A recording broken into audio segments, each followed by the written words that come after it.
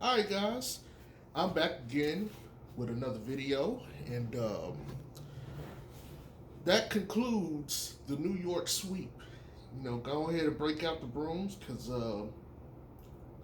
we just broke them off. Uh, we won this game 111 to 107. This was an interesting game. Um, Very interesting game. It didn't have a lot of scoring to it. There was a lot of good defense, but this is like what I call a classic, like old school game.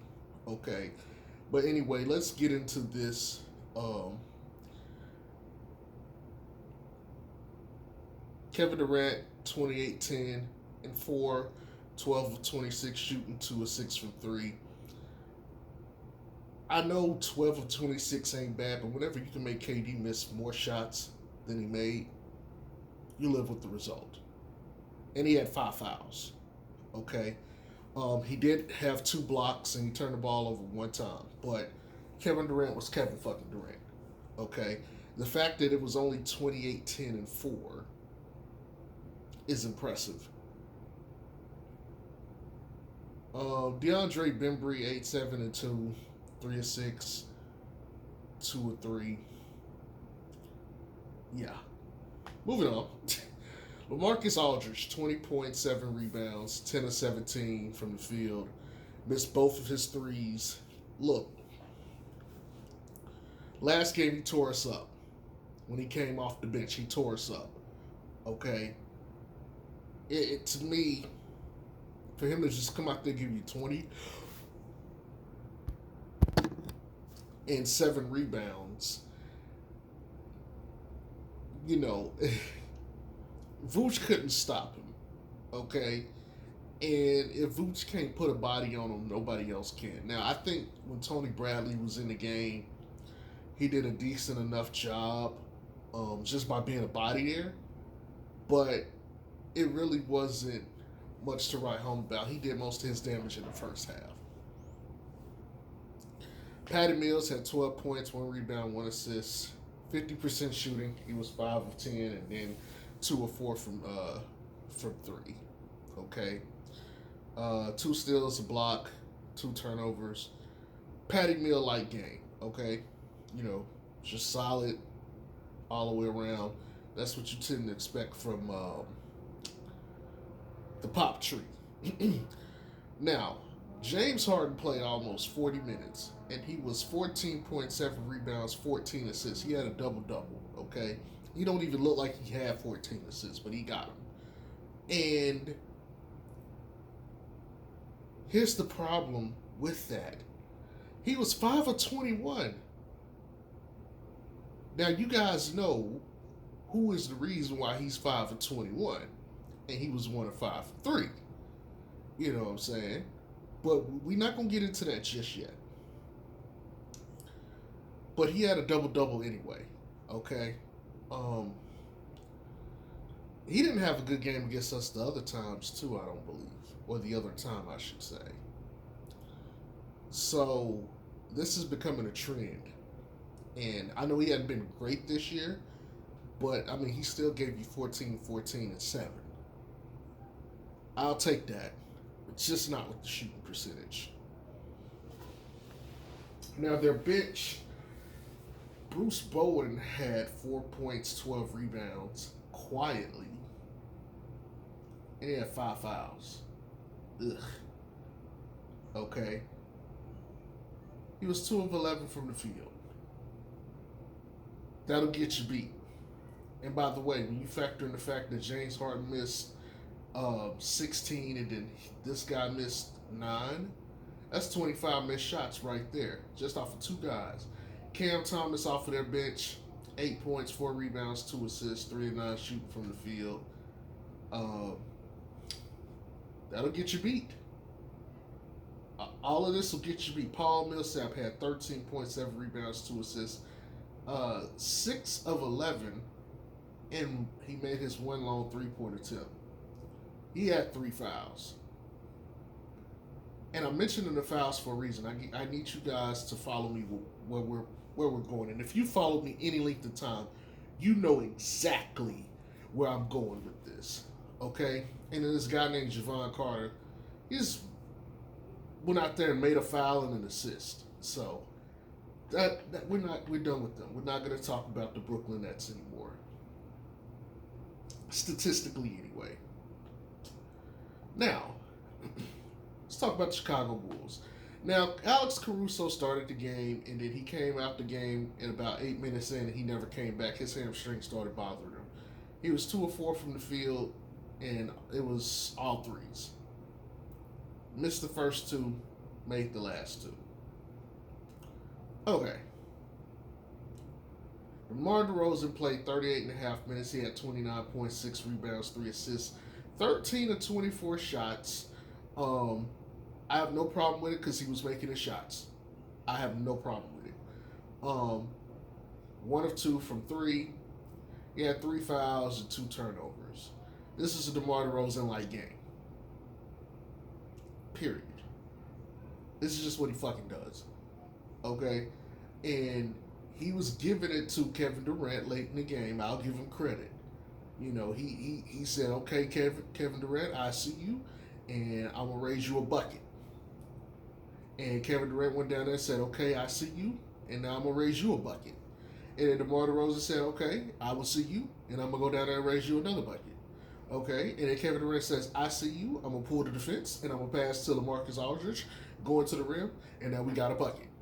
And that was pretty much, you know, their little dance toward the end of the game. It was entertaining to watch. And, yeah, this is DeMar DeRozan-like game. Vooch, 11, 5, and 2. 5 rebounds? Like, for real? That's all you could get? But they do have a lot of size, so I get it. But still, you kind of like 5 rebounds. Wish you could have got a couple more. Now, he was shooting pretty well for the most part, but this game, he kind of came back down to earth to where he had been, and he was 5 of 13 from the field. He was 1 of 3 from, 3. I mean, we want to talk about unacceptable.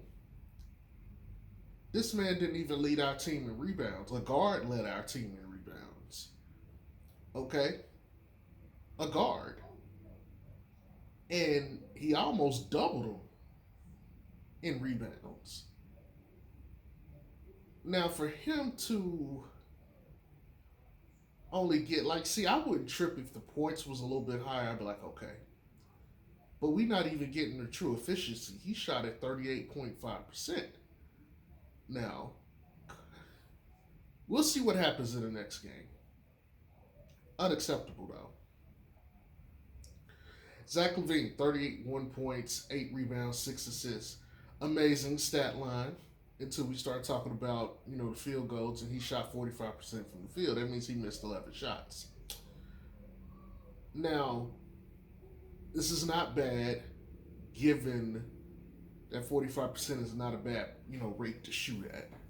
For me, it's mid, like literally mid, but it's definitely not a bad rate to shoot at. But here's something to keep in mind. He was 11 of 13 in free throws. Now, 2 free throws came from, 3? I don't know if they call it 3 in the key still, but, he was in the paint for too long. Okay? Got the tech. He went up there, he took those shots, and he made both of them. But the other ones was just raw free throws. He missed 2, but he still made,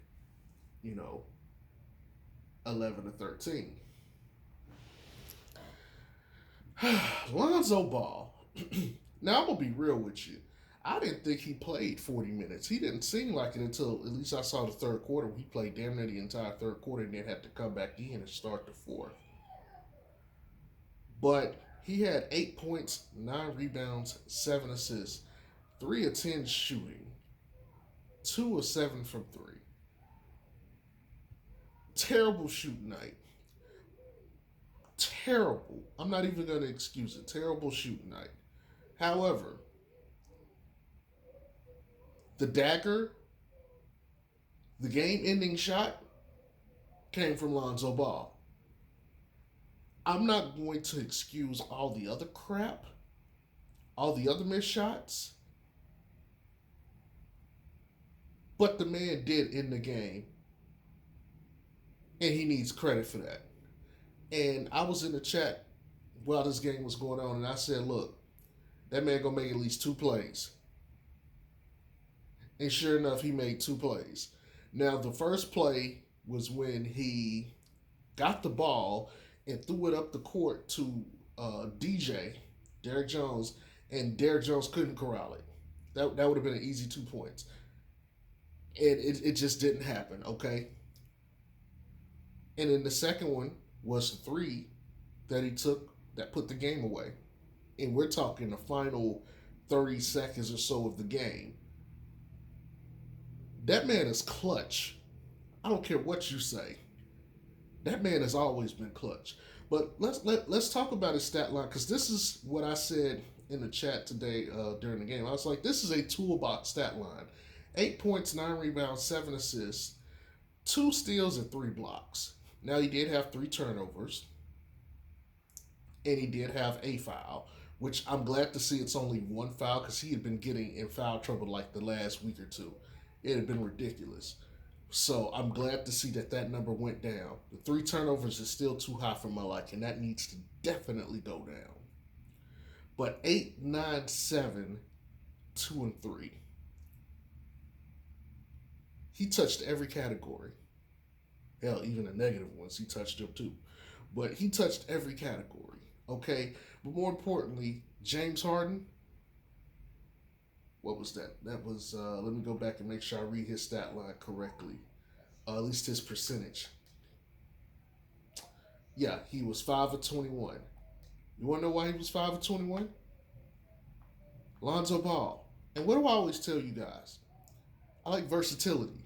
When the shot's not falling, what can he do? He gets on the boards, he gets rebounds, he defends. And especially if you're like a high school student or something, you need to take this into mind and consideration. Go out there, play the game of basketball, not just to score, but to rebound, to assist, to try to steal the ball, try to block shots, and to defend. If you want to get paid in any league in the world, learn to shoot threes and learn to defend. If you want to really get paid, learn to rebound the ball, learn to pass, and work on your defenses, your stealing and your blocks. This is a toolbox game. Like, I don't know any other way to say it. But the other thing I want to talk about here is Lonzo led the team in rebounds and assists. I'm not saying that excuses the poor shooting night. But what I am saying is he contributed to winning. He contributed to winning. And at the end of the day, that's going to carry the most weight. Like, when we look back at this game, we're going to say he took the game-winning shot. And you could argue, okay, if he makes 2 more shots on the night, he's shooting what? 50% from the field in general, and like 40-something odd 50%, like 56% from three. And that this would be like a 13, 14-point win. And people would be like, oh, the Bulls stomped the Brooklyn. That's how the difference of 2 shots is. He only took 10. Vooch took 13. Okay? Vooch has to get these rebounds. Hell, even Zach LaVine out-rebounded him. Zach had 8. Troy Brown out-rebounded him. He had 6.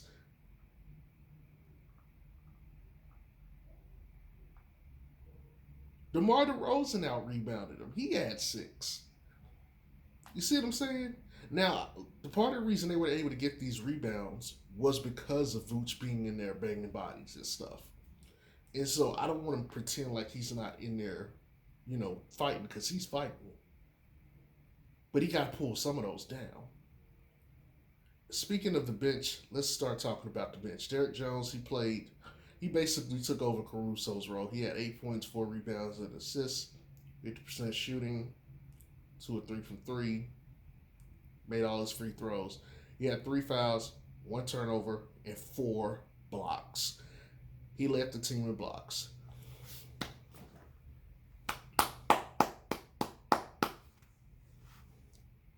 Be a star in your role and do your job. Ayo Dosunmu, 23 minutes. He had 11 points and 3 rebounds. He was 5 of 6 from the field. Okay, he outscored Zoe from the bench. All right? But this man was plus 16 on the game, and he had 2 blocks. Now, he had 2 fouls, and he had a turnover, okay? But he's plus 16. He went to the free throw line, and he made 1 of 4. He got to tighten that up. The 1 3 he took, he missed. But anything else, he was money. And that's all you can ask of him. He filled in what I would call that Kobe role just fine. Which is why I've often said I think Kobe is expendable. Now, this nigga Aldridge Johnson, no points, 2 rebounds, and a turnover. He played 6.5 minutes. Look, I've never liked Aldridge Johnson. Never. And the stat line just showed, like, they played Tony Bradley in the second half. They didn't even play Alizé. It was like, you know what? You so shit. We're going to play Mama Hips. Matter of fact, let me talk about Mama Hips, because Mama Hips affected winning. He had 2 points, 3 rebounds. Okay. But you'd be like, well, he didn't put up a lot. Well, he didn't play a lot either. He only played 6.5 minutes, and it was all pretty much in like the fourth quarter. But he was a presence that was there to stop the paint points. At one point in the game, Brooklyn had double the paint points. At one point, it was like 9 to 20. And I said this in the beginning of the game. I was like, okay, they've decided we're going to just attack and get into the paint. Meanwhile, we were just settling for jump shots. Now, we started making our shots, but we weren't getting into the paint. And that's exactly why New York almost beat us. It's because they decided to get into the paint. Brooklyn said, okay, we're just going to get there. That's why they jumped out on us to like a 9-0 lead. It's not good. It's not good at all. But he shored some of that up because, granted, it was crowded and DeRozan couldn't get like a good shot. He was preventing Brooklyn from doing stuff. And sometimes that's what you need, especially when you're winning. Sometimes, even if you're not scoring, you just need to stop them from scoring too. Now, Troy Brown Jr., he played almost 13 minutes. He had 12 minutes, 51 seconds. He had 5.6 rebounds, 3 assists, 1 of 4 from the field. He missed both his threes, 3 of 4 from the free throw line, a turnover, and a foul.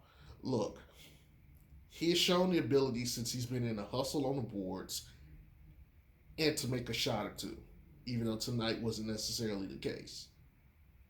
The problem I have is dude be making boneheaded plays. He got the ball in transition with no handles and drove it into the defense when he had, like, I believe, an open Lonzo Ball on the play. Didn't get him the ball. Just ran in and turned the ball over.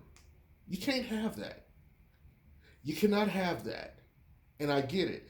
Bruh's trying to get out here and audition for teams because every time he steps on the court, first of all, he hasn't really stepped on the court most of the year. So when he gets out there, he's eager. He wants to do a little bit of everything. And because he wants to do a little bit of everything, sometimes it's at the detriment of the team. Not that he, like, because look, I'm not trying to, denigrate him, because for him to play 13 minutes and he got 5.6 rebounds, he out rebounded Vooch in like a third of the time. He got 3 assists. Like, you could looking at the stat line, he was contributing to winning. He was contributing to the Bulls winning. So I'm not trying to just denigrate the dude because he was out there playing and hooping and he was putting forth effort. But you can't just and the reason I'm talking about this is because I remember him doing this shit earlier this season when he would get the ball and take it from one end of the rim to the other and just freaking turn the ball over. Okay, so it's not like this is the first time. I remember him doing this. Okay, good player if he could like control his eagerness to like get out there and show. Just play within the game. Now, let's talk about the stats. Not the player stats necessarily, but the stats in the game. Okay, the Bulls shot like 23 total free throws. Brooklyn shot like 9. And we made like 19 of our free throws, where they made like 7 or 8. That's part of the reason they lost this game. Now, they out rebounded us by like 12 or 13, for sure. And they even forced us to have more turnovers. But when you go look at the stats for the most part, the stats cut just about even from shooting. The shooting splits, even the percentages from shooting free throws, all that stuff cuts about even down to like I think 3-point percentage was equal for both teams just about. I think we were like 32.7, they were like 32%. So statistically, and even when you look at this game, like the final score is indicative of a very close game. It's 107 to 111. Like we were always neck and neck. This wasn't a game where like one team just like blew out the other. No, this was a neck and neck game. Every little thing matters. So yeah, sure, they got the rebounds, but they didn't do anything with it. And to capitalize off of our turnovers and the fact that we were losing rebounds, we got to the line. And that's what happens when you get to the line. You get those free additional points that lead you to winning games. Now, I'm looking at the matchup here, and it shows the quarter-by-quarter breakdown of the scoring. Brooklyn, highest scoring quarter was the first quarter when they put up 34 on us, and they couldn't get to that level of productivity after that. Our highest scoring quarter was the fourth, and it still was shorter than theirs by 2 from the first quarter. But the first quarter, it was 38 to 28. Second quarter, we won 24 to 22. It's not a big disparity there, and we were trailing going into the half. The third quarter, 27 to 26, we won by a point. Okay, so that means since the first quarter, the other 2 quarters, we only were able to keep up with them. Like, we were only able to trim it down by a point. And in the fourth quarter, we got 32 to their 25. But notice that they went from 34 to 22, 26, and 25. Their offense slowed. And I would argue with you guys, at the beginning of the game, if they didn't have that 9-point cushion that they got, this game might not have been close.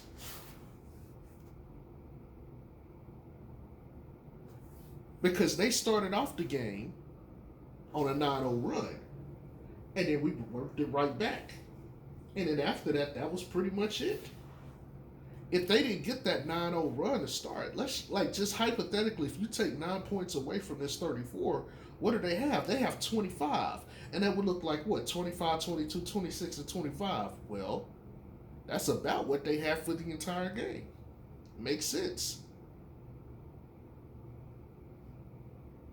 Makes sense. It's just the fourth quarter, DeMar DeRozan and Zach LaVine both decided to go off. And defensively, we played into them. And yes, even though they could get triple penetration and get rebounds, we were getting to the foul line. So it didn't matter what they did. if they're going to keep fouling us and putting us on the line.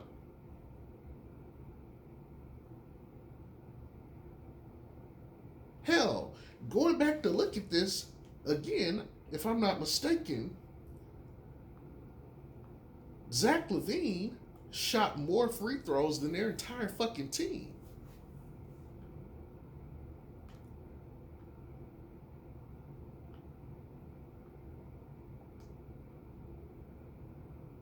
Yeah, he shot 11 or 13. He shot more than their entire freaking team. One player outshot you in rebounds. I mean, not rebounds, in free throws. It's unacceptable. By the way, and I don't think I touched on this, Zach LaVine was 2 of 9 from 3. Terrible. Like, nobody in our starting lineup, with the exception of DeRozan and Caruso, shot 50% or more. And Caruso went out of the game in the first quarter, and DeRozan only shot 1 or 2, not a high volume. But again, that's 11 of 13 free throws. Zach LaVine made more free throws than they took.